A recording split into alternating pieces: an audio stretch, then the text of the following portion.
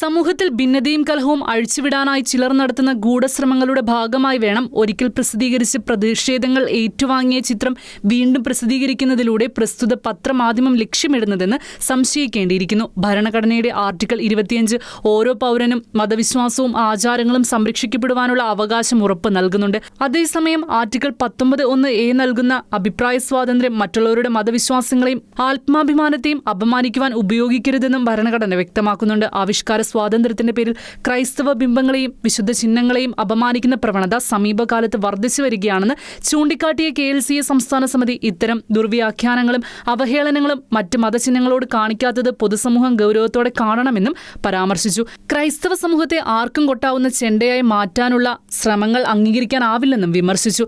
പരസ്പര ബഹുമാനവും മതസൗഹാർദ്ദവും നിലനിൽക്കുന്ന സാഹചര്യത്തിൽ വിശുദ്ധ ബിംബങ്ങളെയും മതചിഹ്നങ്ങളെയും പരിഹസിക്കുന്നതിനും അപമാനിക്കുന്നതിനും വിധേയമാക്കി മാധ്യമ ശ്രദ്ധ ആകർഷിക്കുവാൻ നടത്തുന്ന വികല നീക്കങ്ങളെ കണ്ടില്ലെന്ന് നടിക്കാൻ കഴിയില്ലെന്നും വ്യക്തമാക്കി. അതിനാൽ ലോകമെമ്പാടുമുള്ള ക്രൈസ്തവർ ആദരവോടെ കാണുന്ന തിരുവത്താഴ് ചിത്രത്തെ വികലമാക്കി ചിത്രീകരിച്ച ദി ടൈംസ് ഓഫ് ഇന്ത്യ പത്രത്തിന്റെ മേലധികാരികൾ തെറ്റുതിരുത്തുവാൻ തയ്യാറാകണമെന്നും ഖേദം പ്രകടിപ്പിക്കാൻ തയ്യാറാകണമെന്നും KLCA ആവശ്യപ്പെട്ടു. ആവിഷ്കാര സ്വാതന്ത്ര്യം ദുരുപയോഗിച്ചുകൊണ്ട് മതങ്ങളുടെ വിശ്വാസ സംഹിതയെ ചോദ്യം ചെയ്യുന്ന ഇത്തരം നടപടികൾ ആവർത്തിക്കപ്പെടാതിരിക്കുവാനുള്ള നടപടികൾ സ്വീകരിക്കണമെന്നും സംസ്ഥാന president advocate Shery J Thomas, general secretary Biju Josy Karumancheri എന്നിവർ ആവശ്യപ്പെട്ടു. ഷെക്കന ന്യൂസ്, കൊച്ചി.